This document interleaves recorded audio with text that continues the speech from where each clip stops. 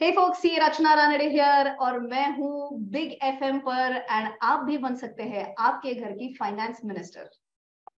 बात पैसों की अगर करें रचना तो सीजन 1 से लेकर सीजन 2 तक अब मैंने चेंज तो देखा है लोगों के माइंडसेट में, लेकिन अभी भी ऐसा कि चमत्कार हो गया ना दुनिया बदल गई ऐसा नहीं हुआ है। हम तब तक कोशिश करते रहेंगे जब तक ये दुनिया नहीं बदलेगी। विल स्टार्ट विद कि पैसे को देखने का नजरिया क्या है लोगों का। क्या आप जब लोगों को अवेयर करती हैं, सजेस्ट करती हैं, गाइड करती हैं, तो ये आपने भी नोटिस किया है कि पहले तो बेस ठीक करो, उसके बाद आगे बढ़ेंगे। बिल्कुल बिल्कुल। कई बार ऐसे होता है कि लोग सिर्फ सुनी सुनाई बातों पे इन्वेस्ट करते हैं। कभी कोई ये नहीं सोचता है कि ये इन्वेस्टमेंट मेरी रिस्क प्रोफाइल के लिए ठीक है कि नहीं है। और क्या होता है पता है कि बहुत सारे लोगों की जर्नी जस्ट बिकॉज मेरे दोस्त ने XYZ म्यूचुअल फंड में इन्वेस्ट किया इसीलिए चलो मैं भी इन्वेस्ट करेंगी, इस तरीके से इन्वेस्ट करते हैं। तो मैं हमेशा ये बोलती हूँ कि आप हमेशा एक बात बोलते हैं कि म्यूचुअल फंड सही है, ठीक है म्यूचुअल फंड सही है, लेकिन क्या वो म्यूचुअल फंड आपके लिए सही है क्या, ये भी एनालाइज करना बहुत जरूरी होता है। जिसको हम बोलते हैं रिस्क प्रोफाइलिंग, ये मेरे हिसाब से इन्वेस्टमेंट का सबसे पहला स्टेप होता है कि मैं कौन से कैटेगरी की इन्वेस्टर हूँ, मेरा रिस्क प्रोफाइल क्या है। क्या मैं कम रिस्क लेने वाली हूँ, जैसे 3 इडियट्स में उन्होंने 3 दोस्त दिखाए, एक शर्मन जोशी है जो मैं बोलूंगी एक लो रिस्क टेकिंग इन्वेस्टर हो सकता है, फिर आर माधवन का जो कैरेक्टर दिखाया that's a medium risk taking investor, and Aamir Khan can be like a high risk taking investor. जो इन्वेस्टमेंट्स आमिर खान करेगा वो तो शर्मन जोशी के रोल को फिट नहीं हो सकता है। कभी भी आप आपकी इन्वेस्टिंग जर्नी जब चालू कर रहे हो तो सबसे पहले आप खुद कौन हो, जैसे हम KYC बोलते हैं, नो योर कस्टमर, वैसे KYS करो, नो योर सेल्फ करो सबसे पहले, एंड उस हिसाब से आपकी इन्वेस्टमेंट जर्नी प्लान करनी चाहिए। रिस्क प्रोफाइल का मतलब मैं जितना समझी हूँ वो ये कि आपकी आमदनी जितनी है, आपके खर्चे जितने हैं और आपके पास जितना पैसा बचा है जिसे आप मार्केट में लगा सकते हैं कि अगर ये डूबा भी या अगर कल को कुछ हुआ भी तो भाई आपकी आमदनी और खर्च पर असर नहीं पड़ना चाहिए। बिल्कुल, वो बिल्कुल। आपको वो पैसा जो आपने लगाया है वो एडिशनल है, वो आप वेल्थ क्रिएट करने की कोशिश कर रहे हैं। Correct correct. तो ये है रिस्क प्रोफाइल आपका, ये हम समझ गए। अच्छा, आपके पास मोस्ट कॉमन क्वेश्चन, स्पेशली अगर मैं फीमेल्स की कहूँ, वो कौन से आते हैं? सबसे पहले सवाल ये आता है कि मैंने अगर इन्वेस्टमेंट किया और मेरा इन्वेस्टमेंट डिसीजन गलत हुआ तो, ये सबसे बड़ा क्वेश्चन आता है कि तो आई कैन टेक दैट, इसीलिए मैं वो इट्स बेटर कि मैं करूँ ही ना इन्वेस्ट। मैं इसके लिए हमेशा बोलती हूँ कि जो रिस्क लेता ही नहीं है इज इक्वल टू वो लाइफ में कुछ करता ही नहीं है। अगर आपने रिस्क नहीं, या फिर मैं इसको थोड़ा सा और रिफ्रेज अगर करना चाहूंगी कि जो डर किसका है, डर है मिस्टेक करने का। अगर आप कुछ करना ही नहीं चाहते हो तो आप मिस्टेक करेंगे ही नहीं, लेकिन अगर आपने कभी जिंदगी में मिस्टेक किया है मतलब आपने कभी ना कभी कुछ ट्राई तो किया है, कुछ कोशिश हुई है। डेफिनेटली। तो कोशिश कामयाब हुई नाकामयाब हुई is a different story. How can you go about it in that case? तो मैं हमेशा बोलती हूँ स्टार्ट स्मॉल। तो आप आपका एक फंड रेडी करो। मान के चलिए अगर आप होम मेकर भी हो, एंड होम मेकर हो, आपको आपके स्पाउस जो कोई भी है लेट अस से XYZ अमाउंट हर महीना देते हैं घर चलाने के लिए, तो उसमें से ऐसा कौन सा अमाउंट हो सकता है जो 1% डूब भी गया तो आपको ज्यादा फर्क नहीं पड़ेगा। इस गलती का आप रात को सो ही नहीं पाएंगे, ऐसे नहीं होने वाला है। वो कितना अमाउंट है, तो मान के चलिए ये 100 रुपए आता है। I am talking about very small amount to begin with. तो आप 100 रुपए इंडेक्स फंड में इन्वेस्ट कर सकते हो, निफ्टी इंडेक्स फंड में इन्वेस्ट कर सकते हो। तो लॉजिकली आप मुझे अगर मेरे एक्सपीरियंस से पूछेंगे तो 100 रुपए का तो 0 रुपए होना is like impossible. Okay, but 100 का 90 भी हो गया तो उस 10 रुपए से क्या 2 वक्त की रोटी नहीं खा पाओगे? ऐसे थोड़ी। तो आप जो सबसे बड़ा जो सवाल महिलाओं में जो होता है कि अगर मैं गलत गई तो क्या, तो कुछ नहीं, आपको समझना है कि आप गलत कहाँ पे गए हो। Try doing it in a different way in that case, and आप गलती तब वापस कर पाओगे जब आपने बहुत बड़े अमाउंट की गलती नहीं की है। तो मान के चलिए उन्होंने स्टार्ट में 1 लाख रुपए से किया होता था, एंड 1 लाख का अगर 90,000 हुआ होता था तो वो बहुत बड़ा इम्पैक्ट कर जाता है। बट छोटी अमाउंट से स्टार्ट किया तो that will not really impact that person. ये that is how you overcome it basically. Basically start करो, वो जरूरी है। अच्छा, इंडेक्स से मुझे याद है कि बहुत सवाल आते हैं इंडेक्स के, और मैंने ये भी देखा है कि जब भी मैं किसी फाइनेंशियल एक्सपर्ट से बात करती हूँ और उन्हें मैं इंडेक्स के बारे तो हर कोई कहता है हाँ ये अच्छा है, हाँ ये अच्छा है। क्यों अच्छा है ये जरा सुनने वालों को बताइए। सिंपल, ये एकदम इजी भाषा में एक्सप्लेन करने की कोशिश करती हूँ। जो अपना निफ्टी इंडेक्स फंड है, Nifty index is basically like a temperature, okay, जो टेम्परेचर बताता है मार्केट का कि आज मार्केट कैसा है, मूड क्या है आज मार्केट का, that is it about what is an index, okay. और एक एग्जांपल अगर मैं आपको बताना चाहूंगी तो जैसे न्यूज में आता है कि मान के चलिए महाराष्ट्र का वेदर रिपोर्ट चल रहा है, तो बोलते हैं पुणे में इतना है, मुंबई में इतना है, नासिक में इतना है, सातारा में, बोलते हैं अरे भाई महाराष्ट्र का एक नंबर बताओ कि महाराष्ट्र गर्म हो रहा है या ठंडा हो रहा है। अगर ये एक सिंगल नंबर बताना है तो वो क्या करेंगे, तो वो जो टॉप सिटीज है उसका एक एवरेज निकालेंगे कि कल के कंपैरिजन में आज गर्मी बढ़ी है या कल के कंपैरिजन में आज गर्मी कम हुई है। दैट विल टेल कि ओवरऑल महाराष्ट्र का क्लाइमेट कैसे रहा है। Same logic, copy paste to Nifty. इतने सारे कंपनीज में से जो टॉप 50 कंपनीज है, जो सबसे बड़ी कंपनीज है, वो कल के कंपैरिजन में आज गर्म है या आज नरम है, ये बताता है अपने को index. So that is one single figure which tells us the market mood. अब ये टॉप 50 कंपनीज कौन सी होती है, just as an example, I am sure अपने हर एक अभी जो लिसनर है हमारे सबको पता रहेगा, be it Reliance Industries, be it Axis Bank, be it ICICI, be it Asian Paints, be it Larsen and Toubro, ये नाम तो सबने ही सुने हैं। तो ये जो इंडिया की टॉप 50 कंपनीज है, ये बनती है निफ्टी की 50 कंपनीज, जो है इंडेक्स का एक पार्ट। सो मैंने बताया वैसे निफ्टी में मेरे नॉलेज के हिसाब से सम 5000 प्लस कंपनीज है listed, okay, NSC national stock exchange पे। तो अगर मैंने बोला कि आज क्या मूड है मार्केट का, और ये बता रहे कंपनी नंबर 1 इतने से ऊपर है, कंपनी नंबर 2 इतने से नीचे, ऐसे 5000 कंपनीज का बताया तो सो जाएंगे सब, राइट। तो उससे अच्छा है क्या किया जाता है, इन 5000 कंपनीज में से 50 का एक सेट ले लिया जो बेस्ट टॉप 50 कंपनीज है, और उनका एक एवरेज आप मान के चलिए, एक नंबर रिप्रेजेंटेटिव नंबर बताया, और ये नंबर कल के कंपैरिजन में बेटर है या वर्स है। That's how an index can be explained in a simple way. मतलब इसे और मैं देसी अगर बनाऊं तो जैसे अगर आपने सपोज आप मतलब गांव का कोई इंसान है, वो गाड़ी से उतरा और उसने आपसे पैसे ले लिए 100 रुपए, अब वो अमीर आदमी, आपको पता है वो पैसे वापस दे देगा, यू नो। सो इंडेक्स मतलब लाइक वो 50 कंपनीज, उनके पास पैसा है, वो आपका पैसा नहीं खाएंगे, तो वहां से पैसा वो कंपनीज बंद नहीं होंगी। एग्जैक्टली, मतलब आप ये बोल सकते हो कि एक पेनी स्टॉक जो है एकदम छोटू सी कोई तो कंपनी है, नाम भी नहीं सुना है, तो शायद वो लॉसेस में जाके डब्बा होके बंद पड़ जाए, बट ये कंपनीज नहीं होंगी। इट्स लाइक सेइंग एसबीआई बंद पड़ गया तो अरे हेलो होने से रहा, right. So that's why we say index comparatively safe है, क्योंकि ये टॉप 50 कंपनीज ऑफ इंडिया के बारे में बात कर रहे हैं, हम कोई चिल्लर कंपनीज के बारे में बात नहीं। तो ये मार्केट पे या इन्वेस्टमेंट पे भरोसा कहीं ना कहीं आपका बढ़ेगा अगर आप भरोसेमंद लोगों पर भी भरोसा करेंगे, और उसके लिए चाहिए थोड़ी सी रिसर्च, थोड़ी सी तैयारी, वही करने की कोशिश है जी। इसके साथ मैं भी फाइनेंस मिनिस्टर रचना नडाले से बातें मेरी चलती रहेंगी, कल भी लौटेंगी ये मेरे साथ, तो आप भी जरूर लौटेगा सुनते हुए big FM. That is day 1 complete. So I have like 5 days to go with you. 4 days more to go. Okay. आज एक बार फिर मुलाकात फाइनेंशियल एक्सपर्ट जी। यूट्यूब पे तो इनके वीडियोस सुन के पता नहीं कितने लोगों लखपति करोड़पति बन गए। रचना रणाने आज एक बार मेरे साथ इन मैं भी finance minister season 2। Welcome back Rachna. Thanks a lot for having me again Rani. तो कल हमने समझाया था, इंडेक्स समझाया लोगों को, हमने समझाया कि लोगों को अपनी थोड़ी सी सोच की धुन सबसे पहले बदलनी है। आज हम बात करते हैं उन लोगों की जो करना चाहते हैं।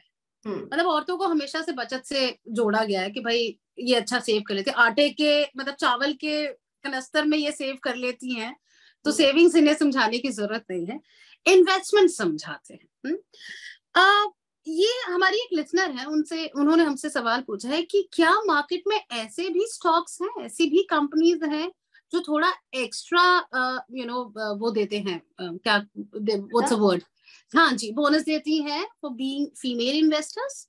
ओह, तो ये मार्केट सबको इक्वली ट्रीट करता है। यहाँ कोई भेदभाव नहीं। No bhedbhav, you have to fight your own way. तो but I feel good about it, क्योंकि ऐसे नहीं होना चाहिए कि आप फीमेल इन्वेस्टर हो इसके लिए अरे यार फीमेल इन्वेस्टर है तो इनको थोड़ा ज्यादा बोनस देते हैं, ऐसे नहीं होना चाहिए। बिकॉज आई थिंक आज नॉलेज है ना वो बहुत डेमोक्रेटाइज हो गया है। जिसको भी सीखना है, अच्छा मैं ये समझ सकती थी शायद अगर 50-100 साल पहले की बात होती थी, चलो ठीक है, क्योंकि मेरी नानी जी को कभी चांस ही नहीं मिला स्कूल जाने के लिए, वो गांव की है और तब लड़कियों को स्कूल जाना भी अलाउड नहीं था। उनके गांव में बेसिकली, या फिर तब तो इंटरनेट तो ऑब्वियसली था ही नहीं, so at that time because she was not ever given an opportunity to learn, तो शायद तब डिस्क्रिमिनेशन बनता था।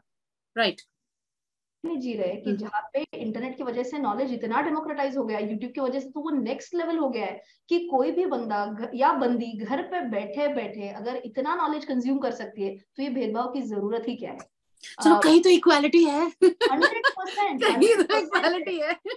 एंड मैं बता रही हूँ कि बहुत सारी लड़कियां हैं ऐसे कि जो इसका फायदा उठा रही है। मैं आपको कल का ही एक एग्जांपल कोट करना चाहूंगी। कल मैं एक अवार्ड फंक्शन पे गई थी, वहां पे एक बंदी को अवार्ड मिला था for keeping Pune clean. She is from the स्वच्छ ऑर्गेनाइजेशन, आपने शायद सुना होगा इनके बारे में, जो ड्राई वेस्ट और वेट वेस्ट पूरा करने के लिए वो। तो वो बोली कि मैं एक्चुअली पढ़ नहीं सकती हूँ, लिख नहीं सकती हूँ, बट वो बोली फिर भी मैं आपका चैनल देखती हूँ, मराठी चैनल देखती है वो मेरा। वो बोली कि उन्होंने मेरा चैनल देखने के बाद उनके बेटी को बोला कि मेरा पीपीएफ अकाउंट खुलवाओ। रानडे मैडम बोल रही है पीपीएफ अकाउंट में पैसा सेफ रहता है क्योंकि सरकार के पास अपना पैसा होता है। तो she said it because of your Marathi channel कि मैंने मेरा पीपीएफ अकाउंट खोला। भले ही लड़की से मदद ली होगी in the entire formalities to create account, देखिए this is about the ability to learn versus willingness to learn. उनके पास विलिंगनेस था, वो सबसे बड़ा एसेट था उनका, एंड अगर वो कर सकते तो हम क्यों नहीं कर सकते, क्यों एग्जैक्टली जरूरत है कोई भी। अब रचना मैडम ने बोल दिया, अभी इसके आगे मैं क्या बोलूं आपको। नेक्स्ट थिंग, अभी थोड़ी देर पहले रचना आपने बोला कि विलिंगनेस ज्यादा इंपॉर्टेंट है मतलब काम से, और बिल्कुल वही है। मुझे लगता है कि सबसे पहले ना हमें इंटरेस्ट इन बातों में लोगों का डेवलप करना जरूरी है। इट्स लाइक दैट बुक जिसके शुरू के 10 पन्ने हाँ मुश्किल है, बोरिंग है, आपको मतलब लगेगा नहीं पढ़नी है किताब, लेकिन जैसे जैसे आप पढ़ोगे वैसे वैसे ये किताब इंटरेस्टिंग होती जाएगी, एंड एट द एंड आपको ऐसा लगेगा कि हाँ जिंदगी बदल गई। यही है इन्वेस्टमेंट्स का जादू, इट्स नॉलेज का जादू, यू नो। सो रचना, जैसे हम अभी कल भी बात कर रहे थे कि कौन से वो बेसिक क्वेश्चंस हैं जो आपके पास अक्सर आते हैं, तो आज एक और ऐसा क्वेश्चन हो जाए जो लोग आपसे पूछते हैं। कई बार टिपिकली मतलब ऐसे होता है कि लड़कियां पूछती है कि स्टॉक मार्केट अगर है तो मैंने अगर पैसा इन्वेस्ट किया, एंड कई बार मार्केट वॉलेटाइल होता है, तो कभी आज ऊपर गया फिर कल नीचे गया। वो बोली कि हमको इतनी 100 चीजें होती है कि we have to be best in the professional life, you have to be best in the personal life. women take these pressures, they want to be best everywhere, right? तो बोले ये सब चक्कर में हम रोज रोज मार्केट नहीं देख सकते। कई सारे लोग ऐसे होते हैं कि जो ट्रेडर्स है, प्रोफेशनल ट्रेडर्स है, वो सुबह 9:15 से लेकर 3:30 बजे तक स्क्रीन के सामने बैठे रहते हैं, एंड उनके लिए ठीक है यार, वो तो कर पाएंगे, लेकिन हमको रोज मार्केट देखने के लिए टाइम ही नहीं मिलता है। तो can we really make money in stock market? तो मैं बोलती हूँ देखो, इन्वेस्टिंग जो होता है ना, ये दो तरीके से किया जाता है। एक है बड़ा short term, ultra short term category का, और एक होता है long term, medium to long term वाला। जो ये काफी शॉर्ट टर्म या अल्ट्रा शॉर्ट टर्म होता है, इसको इन्वेस्टिंग बोलते ही नहीं, इसको ट्रेडिंग बोलते हैं। जो मीडियम या लॉन्ग टर्म है ये इन्वेस्टिंग होता है। तो अगर आप ट्रेडर बनना चाहते हो, तो जी हाँ, आपको रोज मार्केट में क्या चल रहा है क्या नहीं चल रहा है, सपोर्ट लेवल क्या है, रेजिस्टेंस लेवल क्या है, all jargons you should be aware about that. Okay, छोटे छोटे आज मार्केट में ये कुछ न्यूज आया है, उसका क्या इंपैक्ट होगा, दिस दैट। बट अगर आप एक लॉन्ग टर्म इन्वेस्टर हो, तो आपको मोटा मोटी क्या चल रहा है क्या नहीं चल रहा, अगर आपने हफ्ते 10 दिन में महीने में एक बार भी अगर आपने अपडेट ले लिया आपके पोर्टफोलियो का, तो भी कोई भी हर्जी नहीं है। आपको बिल्कुल रोज टाइम निकालने की जरूरत नहीं है, आप आराम से महीने में एक बार रिव्यू कर लीजिए। वर्स्ट केस सिनारियो, एक क्वार्टर में एक बार रिव्यू किया तो भी चलेगा, बिकॉज जो कंपनीज होती है, लिस्टेड कंपनीज होती है, उनको हर 3 महीने में उनका रिपोर्ट कार्ड दिखाना पड़ता है। बच्चों की भी तो स्कूल में क्वार्टरली एग्जाम्स होती है, यूनिट टेस्ट एग्जाम होती है, टर्म एंड एग्जाम होती है, वैसे ये कंपनीज की भी एग्जाम होती है। और जैसे बच्चों का रिपोर्ट कार्ड आता है, इनका आता है annual report card and plus quarterly report card companies का भी। तो बस आप देखिए कि मुनाफा बढ़ा है कम हुआ है, इनके जो बिक्री के आंकड़े हैं वो बढ़े हैं कम हुए हैं, ये बस आपने बेसिक चीजें देख ली तो भी काफी है। So once in a quarter, even if you take out an hour or so, that should be more than enough. Lovely. अच्छा, अभी आपने स्कूल की बात की तो मैं आपसे पूछना चाहूंगी कि जब प्रोफेशनल कोर्स हम लेते हैं तो शायद ये सारी चीजें सिखाई जाती होंगी। अगर जैसे मैं तो साइंस की स्टूडेंट थी, तो मुझे तो कुछ पता नहीं, बट आपने, आई एम श्योर आपका बैकग्राउंड ऐसा होगा, तो क्या लगता है अपना एजुकेशन सिस्टम कितना तैयार करता है इन चीजों के लिए लोगों को? जीरो, कुछ नहीं कर रहा है अभी। But of late, to be honest, I would want to change my statement little bit. मेरा एक भतीजा है जो अभी 9th या 10th स्टैंडर्ड में है, and he was telling me the other day कि कुछ अभी इनकम टैक्स कैलकुलेशन का कुछ तो उन्होंने एक छोटा चैप्टर या एक छोटा सा यूनिट उसमें, yes that's what I got to know just like few days ago. That is a very very welcoming change कि अगर इनको थोड़ा टैक्सेशन के बारे में भी पढ़ा रहे हैं अगर तो। But I think still taxation ये थोड़ा अलग एंगल में चला गया। इन्वेस्टमेंट्स के बारे में आई रियली डाउट कितना है। मैंने ये भी सुना है कि जो न्यू एजुकेशन पॉलिसी है, टू बी ऑनेस्ट मैंने वो पूरा डॉक्यूमेंट नहीं पढ़ा है, सो डिस्क्लेमर, बट मैंने सुना है कई सारे लोगों के से कि न्यू एजुकेशन पॉलिसी में they are planning to bring about investment awareness even at the school level. तो मैं हमेशा ये बोलती हूँ कि जैसे हम मतलब मुझे याद है when I was in school, geography के साथ इकोनॉमिक्स जोड़ा जाता था। सो मान के चलिए 100 मार्क्स में से 80 वाज ज्योग्राफी, 20 वाज इकोनॉमिक्स। या हिस्ट्री के पेपर में 80 marks was history, 20 marks was civics. मैं ये बोलती हूँ कि मैथ्स के पेपर में it should be 80 marks maths, 20 marks finance. Wow, वो hand in hand, right? So और ये जरूरी नहीं कि आपने फर्स्ट स्टैंडर्ड से करना चाहिए, बिल्कुल नहीं। वाई आप चलो 8th स्टैंडर्ड से तो करो यार। 8th 9th 10th भी अगर आपने किया ना, तो बच्चों को 10th के बाद मैंने फाइनेंस लेना चाहिए कि नहीं, ये हम एक इन्फॉर्म डिसीजन ले सकते हैं। आई पर्सनली फील हमारा एजुकेशन सिस्टम थोड़ा साइंस की तरफ लॉपसाइडेड है। आप भी सोचिए, जब हम स्कूल में थे तो हमको क्या लगता था, कॉमर्स बहुत बोरिंग है, इसमें मैथ्स बड़ा स्ट्रांग लगता है तो ही हम ये कर सकते हैं। कॉमर्स लेने वाले was like middle class. Exactly, and it's not, मतलब अगर आप एक थोड़ा बिलो एवरेज स्टूडेंट हो तो ही आप कॉमर्स या आर्ट्स लेते हो, is what the notion was. But I think we need to change that. Even commerce में बहुत ज्यादा करियर ऑप्शंस है। सीए एक जो मैंने परस्यू किया, बहुत जबरदस्त करियर ऑप्शन है, क्यों नहीं है? तो ये सब मुझे लगता है एजुकेशन सिस्टम थोड़ा जो अभी साइंस की तरफ लॉपसाइडेड है, it should be more equal, and I hope the new education policy will solve the entire problem. Because अगर आपको ये लगता है कि साइंस आपके मतलब लाइक आसपास हर चीज में साइंस है, वैसे हर चीज के लिए पैसा चाहिए। you just can't disqualify that. We need money. It's not like कि बच्चे नहीं समझ सकते, ऐसे बिल्कुल नहीं है। सब बच्चे एकदम अच्छे से समझ सकते हैं। इनफैक्ट मेरी जो वेबसाइट है rachnaranade.com करके मेरी एक वेबसाइट है, जहाँ पे मेरे अलग अलग कोर्सेस है, right from beginner level to intermediate level to advance level. So एक मेरी यूट्यूब लाइव स्ट्रीम में एक बच्चा आया था, and he asked me a question on GDP. अच्छा, जीडीपी के ऊपर क्वेश्चन पूछा। तो मैंने बोला कि क्योंकि उसका ना थोड़ा ऐसा एक थोड़ा चाइल्डिशनेस मुझे लग रहा था, बट क्वेश्चन तो बड़ा अच्छा था। तो मैंने पूछा कि आप कॉलेज में हो या क्या? तो he said I am in school. I said which standard? He said I am in 6th standard. Wow. And he was talking about India's GDP and India's debt position. That's the future. I like that boy. And मैंने बोला बेटा आपको ये सब कैसे पता है? तो ही सेड मैंने आपके वेबसाइट पे basics of stock market, fundamental analysis technique सब मैंने पढ़ लिया आपके वेबसाइट से। Wow. मैंने कहा ये आपको किसने बताया करने के लिए? तो बोले पापा ने बताया, एंड इसीलिए मैंने किया, इंटरेस्ट डेवलप हो गया। And he is present in my every Thursday live stream on my YouTube channel. Oh, lovely. I know him by name now. तो ये है मतलब छठवीं, ये बड़ा बिजनेसमैन है रचना। ये लेगा अवार्ड किसी स्टेज पर, देखना, और आपका नाम बोलेगा रचना मैम ने मुझे बनाया। मेरी द्रोणाचार्य। तो क्यों नहीं, मतलब बच्चे ये बिल्कुल समझ सकते हैं। इट्स जस्ट दैट जैसे हम उनको बहुत पहले से साइंस के अलग अलग कॉन्सेप्ट्स का एक्सपोजर देते हैं, वैसे ही अगर ये चीजों का भी एक्सपोजर दिया, क्यों नहीं, आराम से समझ सकते। बदलेगी यार, बिल्कुल बदलेगी धुन। एब्सोल्युटली। तो ये रचना से मेरी आज की बातें थी, कल की मुलाकात पक्की होगी जी, बिल्कुल, और सीखेंगे, अपन भी इंटरेस्ट डेवलप करेंगे इन चीजों में, लौटेंगे कल एक बार फिर। Day 3, रचना रनाडे हमारी फाइनेंशियल एक्सपर्ट, यही आज इस पूरे हफ्ते इनफैक्ट आपसे कह रही है कि आप भी बन सकती हैं अपने घर की फाइनेंस मिनिस्टर। कल बहुत इंटरेस्टिंग बात पर हमने छोड़ा था कि कैसे आरबीआई ने भी कहा है, सॉरी मेरा फोन बज गया, नो इट्स ओके, कि आपको आरबीआई ने भी ये बात समझते हुए कहा है कि can I take the call? Yes please, yes yes yes. हाँ निधि, हाँ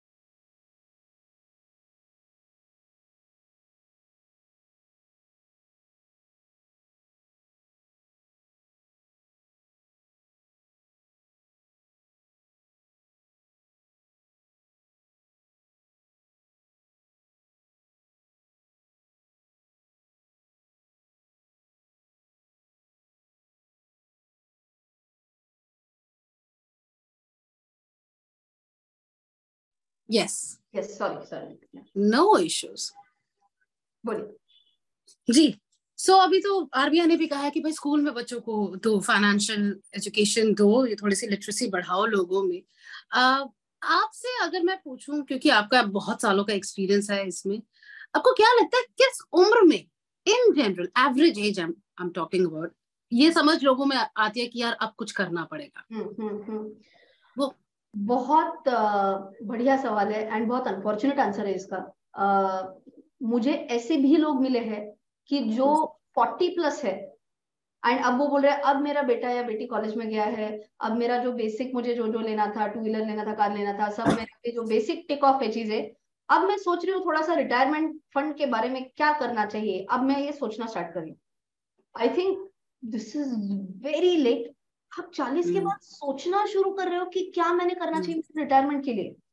ऐसे सिचुएशन में ना आपको बहुत ज्यादा मेहनत करनी पड़ेगी, आपको बहुत ज्यादा सेव करना पड़ेगा, तो आप एक बहुत लमसम अमाउंट आप एक रख सकते हो अपने retirement, right? But on the flip side I would also want to tell you that ये मेंटालिटी कहीं ना कहीं थोड़ा चेंज भी हो रही है।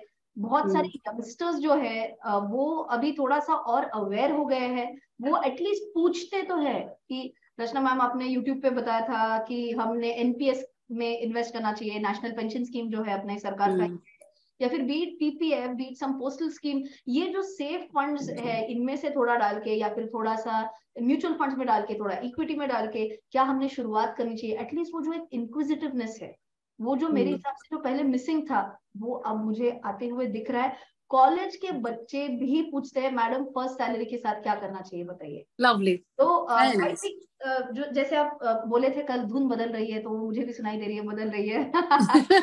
तो इट्स वेलकम चेंज। जो पहले एक मे बी 40s का एक एवरेज बंदा जो ये सवाल सोचता था कि अब क्या करना चाहिए, आई think that is coming earlier and earlier. Absolutely. Okay, धुन इसलिए भी बदलनी चाहिए क्योंकि जब हर आदमी संपन्न होगा तो देश अपने आप संपन्न होगा। बिल्कुल। जबकि उल्टा होता है, सोच के अगर बात करें, हम लोग ये सोचते हैं कि हमारा देश तरक्की करे, कहीं ना कहीं उसके साथ हम भी तरक्की कर जाएंगे, मेरी कंपनी आगे बढ़े उसके साथ मैं भी कहीं आगे बढ़ जाऊंगा, जबकि मोस्टली ऐसा होता नहीं है। आपको अपना बैटल खुद करना पड़ेगा as far as finance is concern. Am I right? Absolutely 100%।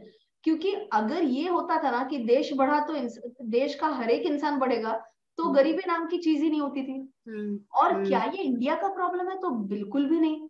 हर एक कंट्री में अमीर लोग हैं, हर एक कंट्री में गरीब लोग हैं।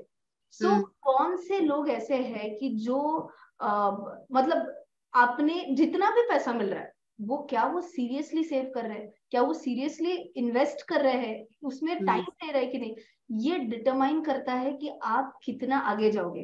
क्योंकि मेरे हिसाब से ये जो एक रेशियो अगर आप निकालोगे कि यार ग्रेजुएशन कंप्लीट हो गया है और फिर भी मैं लुक्की ही बैठी हूँ, ऐसे बहुत कम मिलेंगे आपको। ग्रेजुएशन होने के बाद कुछ ना कुछ तो काम जरूर कर लेंगे। सो इनकम है क्या? तो यस, टिक मार्क, इनकम तो है। प्रॉब्लम किधर आ रही है? वो सेव नहीं कर पा रहे, या फिर अगर सेव भी कर रहे हैं तो इन्वेस्ट नहीं कर पा रहे। So I think rather than focusing more on how much you're earning, the focus should be more on how much you're saving and how much you're investing. क्योंकि मेरे कई सारे दोस्त ऐसे हैं कि जो बोलते हैं, सीए दोस्त बोल रहे हैं, ऐसे भी नहीं कि जिनको कुछ इसका पता नहीं, सीए दोस्त बोल रहे मैं, तो बोलते थे रचना जब हम ना एक छोटी सीए फर्म में काम करते थे तब भी उतना ही सेविंग होता था, फिर हम एक एमएनसी में गए फिर भी उतना ही सेविंग हो रहा है, अब हम एक बहुत बड़ी पोजीशन पे है फिर भी उतना ही सेविंग हो रहा है। तो मैं बोल रही यार ऐसे कैसे, ये क्या चक्कर है? तो बोले कुछ नहीं, लाइफस्टाइल अपग्रेड। तो पहले जब छोटी सी फर्म में थे तब 2 व्हीलर से जाते थे, अब उसके बाद मान के चलिए हुंडे का कार ले लिया, बड़ी फर्म में गए बीएमडब्ल्यू ले लिया। तो आपका अगर इनकम लेटस से 80% से बढ़ा है और आपके एक्सपेंसेस भी 80% से ही बढ़े हैं, तो डजंट मेक सेंस। आपने एक रेशियो ऐसे मेंटेन करना चाहिए कि एक लाइफस्टाइल अच्छी मेंटेन करने के बाद भी आपने सेविंग ज्यादा कर पा रहे हो कि नहीं, आप इन्वेस्ट अच्छे से कर पा रहे हो कि नहीं, इसके ऊपर आपने अगर फोकस ही नहीं किया तो आपके इनकम के आगे कितने भी जीरोस लगने दो, अगर आप लाइफस्टाइल उसके एक्स टाइम्स में इंक्रीज करते जा रहे हो तो कभी भी आप आगे नहीं बढ़ पाओगे फिर। और कहीं ना कहीं मैं क्यों झूठ बोलूं, शायद मैं भी उसी ब्रैकेट में आती हूँ, but I invest Rachna, I invest, trust me, I invest. ये मुझे लगता है हम अपने आप पर भी बड़ा बोझ डाल रहे हैं ना, पे चेक टू पे चेक जिंदगी जीकर, कि मुझे अब करते रहना है काम, लाइक रिटायरमेंट वाला अब रहा नहीं है concept, you have to work. Alright, अच्छा एक बड़ा इंटरेस्टिंग सवाल मेरे दिमाग में आ रहा है, आपके हिसाब से अमीर लोग कौन है? वेल्दी, मतलब wealth is very different from money, right? So और वो सोच क्या है जो इंसान को अमीर बनाती है? अगर आपको पता है कि आपको कितने पैसे की जरूरत है, वो सोच ही आपको अमीर बना देती है। आपको मैं एक सिंपल एग्जांपल बताती हूँ इसका। जब भी मैं ये बताती हूँ मेरे चैनल पे कि यू नो अमीर क्या है, अमीरी क्या है, तो लोग कई बार मुझे ये फीडबैक आया है कि आपके लिए ठीक है, आपने इतना पैसा कमा लिया है, अब आप ज्ञान बांट रहे हो, तो ये चीज नहीं है, राइट? सो फॉर एग्जाम्पल, कई सारे लोगों को लगता होगा कि मैं बहुत अमीर हूँ। मैं बोल सकती हूँ कि यार मेरे से बड़ा ये यूट्यूबर है, ये मेरे से बहुत बड़ा अमीर है। उसको लगता होगा कि उसके ऊपर वो एक स्टार्टअप वाला बंदा बैठा है जिसने अभी $1 बिलियन की फंडिंग ली है, उसको लगता है वो बड़ा अमीर है। उसके ऊपर कोई और $100 बिलियन वाला बैठा है, उसको वो लगता है वो अमीर है। और जो सबसे ऊपर बैठा है वो अरबों के कर्ज लेकर बैठा है। #no comments। राइट। सो आप ऐसे इमेजिन करो कि एक सीढ़ी है, एक सीढ़ी पे एक बंदा खड़ा है, और हर एक को अपने ऊपर जो सीढ़ी पे बैठा है उसको लगता है वो अमीर है, वो ट्रू सेंस में अमीर है। तो इट इज जस्ट दैट, क्या मतलब, ये थोड़ा सा मैं अभी थोड़ा फिलोसफी पे जा रही हूँ, sorry for that. I want that, right. But कभी कभी ना हमको एक, अगर हम डिफाइन करते हैं कि यार ये मेरे लाइफ गोल्स है, अगर मैं इसको अचीव कर पाती हूँ तो I think I should be good. क्योंकि आप कितना कितना ही कमाते रहोगे, कितना ही क्या, जैसे आपने बोला ना, तो ये जिंदगी फिर जिंदगी नहीं रहती, we are just running in that rat race, in that case. फिर आपको मतलब जो बोलते हैं ना, सफर खूबसूरत है मंजिल से भी, वो आप सफर जी नहीं पाओगे फिर उस केस में। आप सिर्फ क्योंकि उसने वो गाड़ी ली फिर मुझे भी लेनी, फिर क्योंकि उसने वो बंगला लिया फिर मुझे भी लेना है। और अमीरी की आप फिर डेफिनेशन जब तक नहीं करोगे तब तक आप कभी भी खुश नहीं रहोगे। तो आपको ये एक पता होना चाहिए कि मान के चलिए मेरे पास अगर 50 लाख रुपए, just as an example number ले रही हूं मैं, कि अगर 50 लाख रुपए मेरे पास है ना, in FD plus mutual fund plus stocks plus PPF plus gratuity plus this that whatever, इतना मेरे पास है, तो I think that should be enough for me. जब आप एक कैलकुलेट कर पाते हो, that is called as your retirement fund saving. ये कैसे करना होता है, क्या करना होता है, मैंने यूट्यूब चैनल पे भी है, मेरे कोर्सेज में भी ये अमाउंट कैसे कैलकुलेट कर सकते हो, ये मैंने साइंटिफिकली एक्सेल शीट के साथ बताया है। तो अगर आपके पास वो नंबर है, and if you are hitting that number, just forget about आपके ऊपर की सीढ़ी पे कौन है, आप कंपेयर मत करो उनसे। तो मैंने एक बहुत बढ़िया शायरी सुनी थी इसके बारे में, अगर इरशाद। सुबह सुबह उठना पड़ता है जिंदगी कमाने के लिए साहेब, आराम कमाने निकलता हूँ आराम छोड़कर। क्या बात। दौलत की भूख ऐसी लगी कमाने निकल गए, दौलत की भूख ऐसी लगी कमाने निकल गए, दौलत मिली तो दौलत मिली, व्हाट वाज दैट, यार अचानक से मुझे शायरी याद आ गई। We can retake this, right? Yes yes absolute. सुबह सुबह उठना पड़ता है जिंदगी कमाने के लिए साहेब, आराम कमाने निकलता हूँ आराम छोड़कर। दौलत की भूख ऐसी लगी कमाने निकल गए, दौलत मिली तो हाथ से रिश्ते निकल गए। क्या बात। बच्चों में रहने की फुर्सत न मिली कभी, बच्चों में रहने की फुर्सत न मिली कभी, और जब फुर्सत मिली तो बच्चे कमाने निकल गए। क्या बात, क्या बात, बहुत बढ़िया। तो ये ऐसा सर्कल है कि अगर आप सिर्फ आपके ऊपर के सीढ़ी पे बैठे हुए इंसान को फोकस करते रहोगे, तो आप जब आपके लाइफ का सेकंड इनिंग जब जीने लगोगे तो आप सिर्फ रिग्रेट में रहोगे, कुछ नहीं है। तो आपका एक सेटिस्फैक्शन लेवल कहीं ना कहीं तो होना चाहिए, and you should enjoy that. Absolutely. I am very satisfied आज के शो से, वेरी। इसी पर जी आज मैं रचना आपको थैंक यू कहूंगी और प्रॉमिस लूंगी कि आप कल फिर लौटेंगे हमारे साथ बनाने के लिए लोगों को फाइनेंस मिनिस्टर। बहुत अच्छा लगा जी बात करके, thank you so much. Alright, day I think Sunday Monday no sorry Monday Tuesday Wednesday हो गया है, Thursday Friday, day 4। Rachna Rana ने मेरी एक्सपर्ट, फाइनेंशियल एक्सपर्ट, इन मैं भी फाइनेंस मिनिस्टर, इनसे बातें चल रही हैं जी। सो आज बात करते हैं, अब अभी तक हम बहुत फिलोसफी में थे, लोगों की जो सोच है उसे बदलने की कोशिश करते हैं, अब इन्वेस्टमेंट्स पर आते हैं। सो मुझे सबसे पहले आज ये बताइए रचना कि आपने क्या नोटिस किया है जब जो वुमेन इन्वेस्टर्स हैं वो सबसे ज्यादा किस चीज में इन्वेस्ट करती हैं? गोल्ड। मतलब इसमें एक सर्वे भी है, how much percentage of gold has been held by women, and that's a mind boggling percentage. आप भी चेक, आप एक सेकंड दोगे मुझे, मैं नेट पे चेक कर लेती हूँ। यस, एक second. Yes. How much gold do women possess? Number चूक ना जाए। Yes, start. यस। सो आप ये डेटा पॉइंट सुन के हैरान होंगे, बट आप ये नेट पे भी क्रॉस चेक कर सकते हो। इसमें ऐसे है कि Indian women hold 11% of the world's gold. So this is undoubtedly a huge number, and it is undoubtedly the favorite All the Monas are here with Sona. Absolutely. Oh, lovely. So ये traditional है, मतलब like ये मतलब गुजरे जमाने से ये चला आ रहा है, बेटियों को बहुओं। डेफिनेटली आपने भी ये सुना होगा आपकी दादी से, आपकी नानी से, कि हर महीने में आधा ग्राम सोना लिया, 1 ग्राम सोना लिया, और वो ऐसे थोड़ा बचा के बेटी की शादी के लिए जमा कर करके फिर कुछ लाया घर के लिए। सो आई थिंक ये तो सबसे कॉमन एक इन्वेस्टमेंट एवेन्यू था, एंड वो जमाना ही ऐसा था कि जिसमें gold was majorly in an uptrend. Number 1। Number 2, तब इतना ज्यादा, सबसे बड़ा पॉजिटिव पॉइंट था कि तब इतना ज्यादा इंफॉर्मेशन अवेलेबिलिटी ही नहीं थी कि आज सोने का भाव क्या चल रहा है।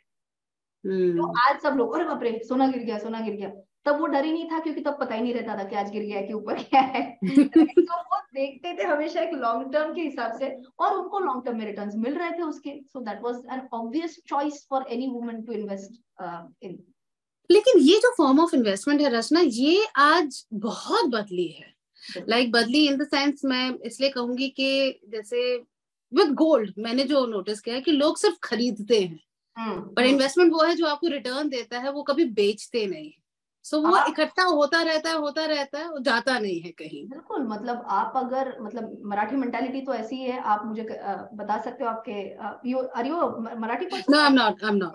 ओके, तो आप आपके एंगल भी बता सकते हो मुझे कि जैसे मराठी फैमिली में अगर मैंने बोला ना कि यार सोने में अच्छा रिटर्न मिला है, मैं ये बेच दूं, तो चलान पड़ेगी घर पे। ओह माय गॉड, क्या इतनी बुरी हालत हो गई है हमारी कि अभी घर का सोना बेचना पड़ रहा है? तो अगर भी मैं समझाने की कोशिश करूंगी कि अरे वो लिया ही बेचने के लिए था, that was the whole intention why I bought it in the first place, just to gain something and sell it, फिर भी वो नहीं होता है। So इसके लिए एक डिटैचमेंट के लिए good option can be investing in E gold. Detachment हो जाती है, अपनी इमोशनल डिटैचमेंट हो जाती है। जब घर का फिजिकल सोना जाता है तो आज भी बुरा लगता है, बट ठीक है यार, डिमांड फॉर्मेट। मेरा हार मैंने उनकी शादी पर पहना था। लेकिन डिमांड फॉर्मेट वाला गोल्ड कभी पहन नहीं सकते, तो डिमांड में आता है, डिमांड से जाता है, तो दुख नहीं होता है। एग्जैक्टली। ओके, बढ़िया इन्वेस्टमेंट्स की बातें चल रही हैं, आगे बात करते हैं कि ये फैमिली की बात हुई है, और फैमिली का इन्वॉल्वमेंट आज भले ही कम हो, लेकिन एक जमाने में तो रहता था कि बड़े घर के बड़ों से पूछ कर ही पैसे इन्वेस्ट किए जाते थे। उनकी तरह सबसे ज्यादा किस इन्वेस्टमेंट में दी जाती है आज भी? What was that? उनके मतलब बड़े बुजुर्ग कहाँ कहते हैं भाई पैसा यहाँ लगाओ, बिकॉज वो मार्केट मुझे नहीं लगता इतना ज्यादा समझते हैं उनको। मतलब अनलेस एंड अनटिल आपका फैमिली बैकग्राउंड है शेयर्स एंड मार्केट का, जो बाकी जो दूसरी मिडिल क्लास फैमिली वो हमेशा कहते हैं नहीं वहां रिस्क है, वहां मत जाओ, यू नो। सो ये भी एक रीजन है कि जनरेशन नहीं जा पाती, और 35 के बाद जब अब वो खुद अपने डिसीजंस लेने लगे हैं, then they start investing. Exactly. And typically क्या होता है पता है क्या, ये कौन लोग होते हैं जो मना करते हैं? आपको क्या लगता है ये कौन, मतलब बड़े बुजुर्गों से में से भी कौन मना करते हैं? जिन्होंने कभी आइदर खुद लॉस किया है, या फिर उन्होंने उनके कोई अच्छे दोस्त को बड़ा लॉस होते हुए देखा है। Right. So I don't think they are wrong in their place. वो चाहते हैं कि अपना बेटा अपनी बेटी वो ना कभी, उनको ये कभी ना हो जो हमको हुआ था या फिर हमारे दोस्त को हुआ था। They have some bad experience either directly और इनडायरेक्टली, एंड इसीलिए बोलते हैं यार स्टॉक मार्केट से दूर रहो. Especially you can imagine अभी मेरे पेरेंट्स के टाइम पे when my dad my mom was like in their cream age, तो तब Harshad Mehta scam and this that हुआ था. So of course they might have, right? So उन्होंने ये स्टोरी सब सुनी हुई थी कि यार इसका इतना लाख डूब गया, उसको उतना 1000 डूब गया. तो इसके लिए मेरे डैड ने तो बोला था, मुझे भी, मेरे भैया को भी, my brother is also a chartered accountant, तो हम दोनों को बोल के रखा था कुछ भी करो लेकिन स्टॉक मार्केट में इन्वेस्ट नहीं करना है. तो being very obedient children, उसने भी चालू किया, मैंने भी चालू किया इन्वेस्ट.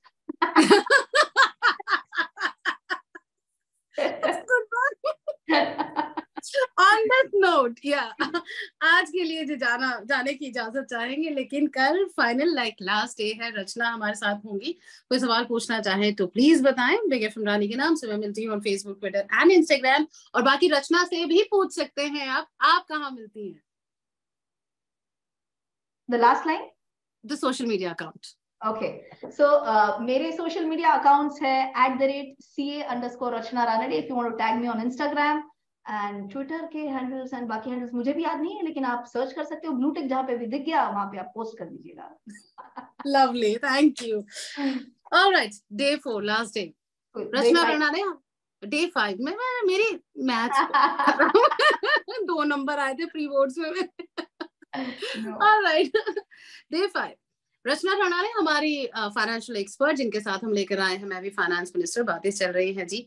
सो रचना, आपने बताया कि कैसे जनरेशन कह लीजिए, सोच कह लीजिए, एक्सपीरियंस कह लीजिए, या आजकल जो चल रहा है कि भाई रिसेशन आने वाला है, अभी मत लगाओ मार्केट पे पैसा, तो कई बार बहुत ज्यादा नॉलेज भी आपको रोक देती है इन्वेस्टमेंट से.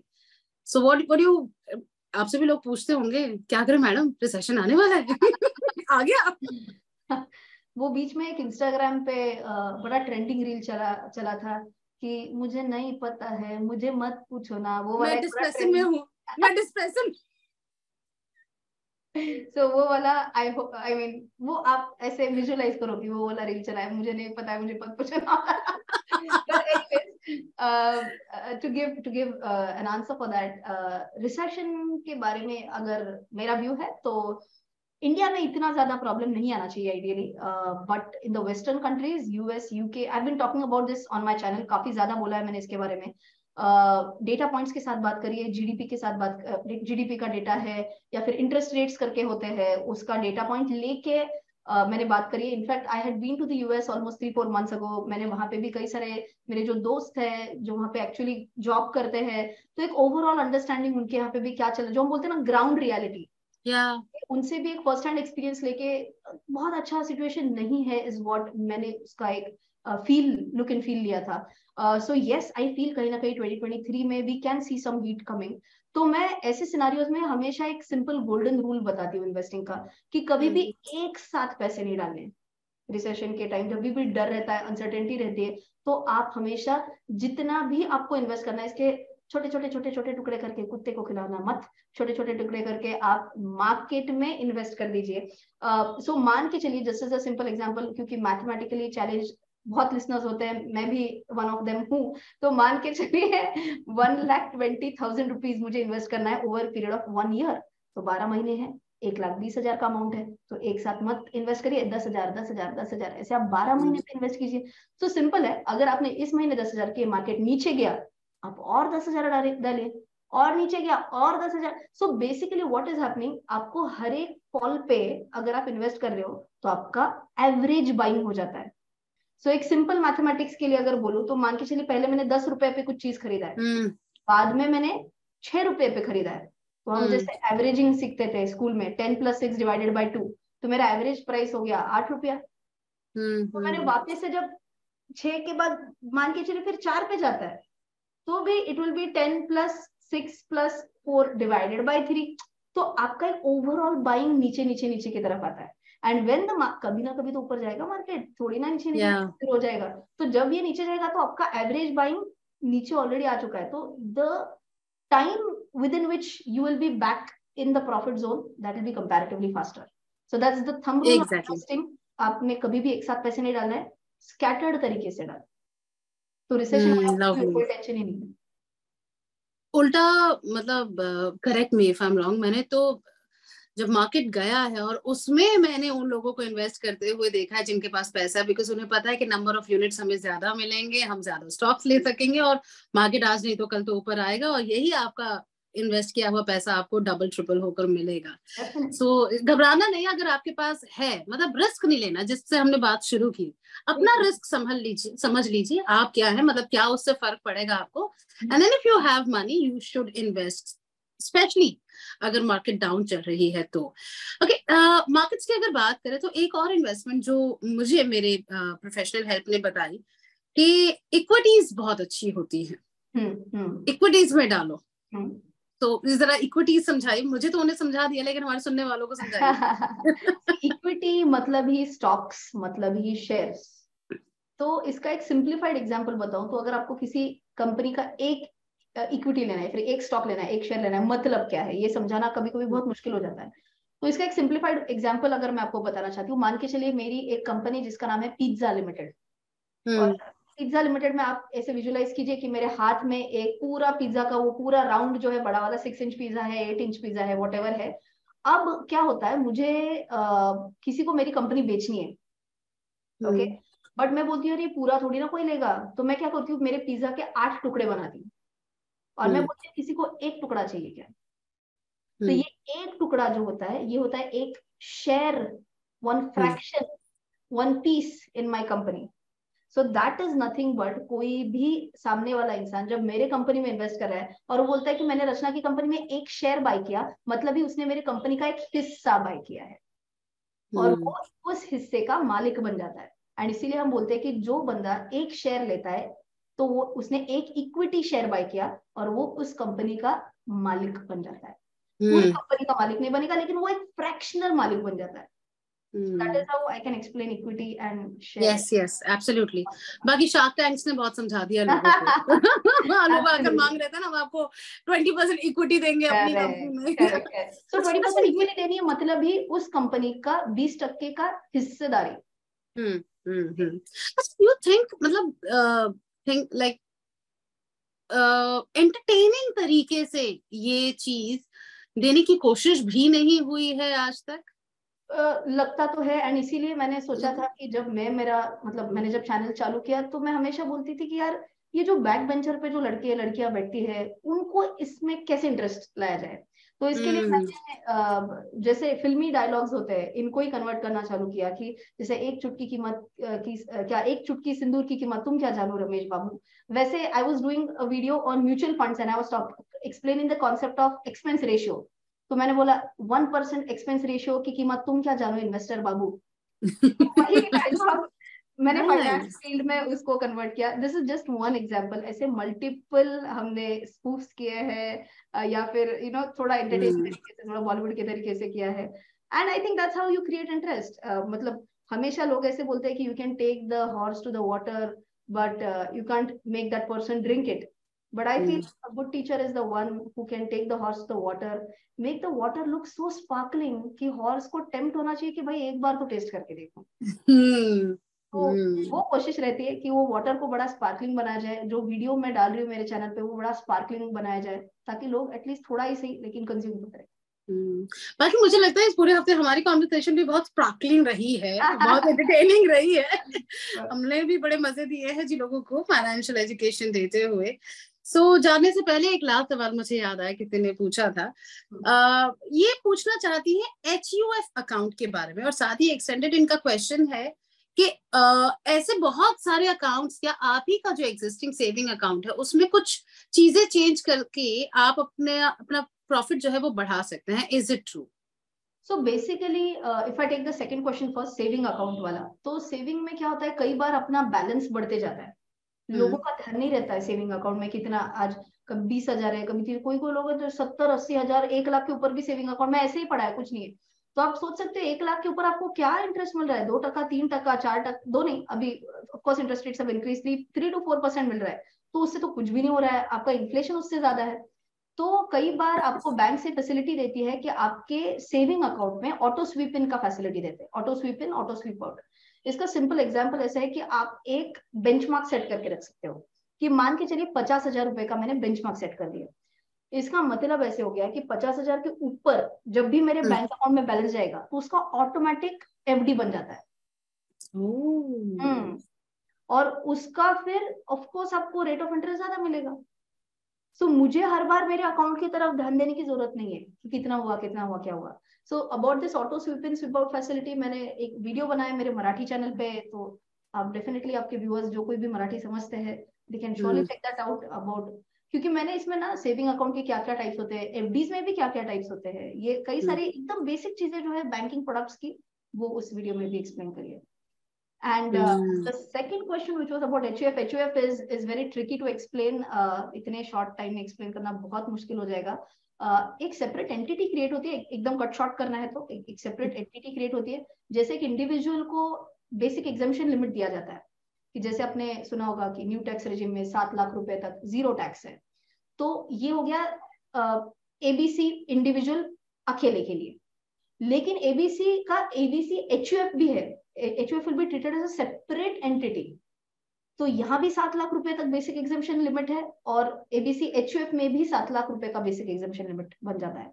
बट फिर क्या HUF हर एक कोई फॉर्म कर सकता है क्या, उसके क्या लीगल इम्प्लीकेशन है, उसका टैक्सेशन किस तरीके से होता है, अगर वो कभी लिक्विडेट करनी पड़ी तो उसके क्या, बहुत ज्यादा चीजें इसमें है। तो HUF क्रिएट करना बुरी चीज नहीं है, लेकिन मैं हमेशा ये बोलूंगी कि आपके जो चार्टर्ड अकाउंटेंट है आप उनसे जाके एक बार कंसल्ट करके ही ये करिए, क्योंकि जब HUF बड़ा हो जाता है, जब उसमें बड़ा पैसा बनता है, because finally it's an entity right. अगर आप उसमें एक बिजनेस चालू करते हो, बिजनेस बड़ा हो गया, उसमें पैसा बना, और अनफॉर्चुनेटली अगर इसमें कोई डिस्प्यूट आ गया तो क्या मेरा ही पैसा उधर अटका पड़ा रहेगा या मैं निकाल सकती हूँ, तो तब ये थोड़ा पेनफुल हो सकता है। So you should know about it properly, फिर ही आप HUF अकाउंट खोलिए।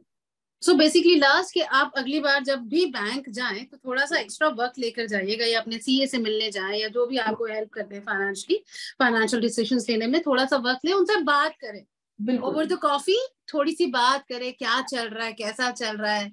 And even in get togethers अगर आपको लगता है कि कोई है जिसे इस चीज की नॉलेज है, try to get that knowledge, try to start the conversation, try to do some be part of yes do financial gossips क्या चल रहा है यार, so do that। मतलब उसने ये गाड़ी खरीदी, मैंने उसके बजाय उसने इतना टैक्स सेव किया, मैंने क्यों नहीं किया, ऐसी वाली गॉसिप करें। एग्जैक्टली ऐसी वाली गॉसिप्स करें। एंड रचना रनाडे और जो बहुत सारे दूसरे लोग हैं आपको हेल्प करने के लिए जो अपना कंटेंट लगातार डालते रहते हैं, सो बदल रही है धुन, आप भी थोड़ा बदल के तो देखो। Thank you so much Rachna, thank you Rani for inviting me on the show. Yes, मजा आया, थैंक यू सो मच। 92.7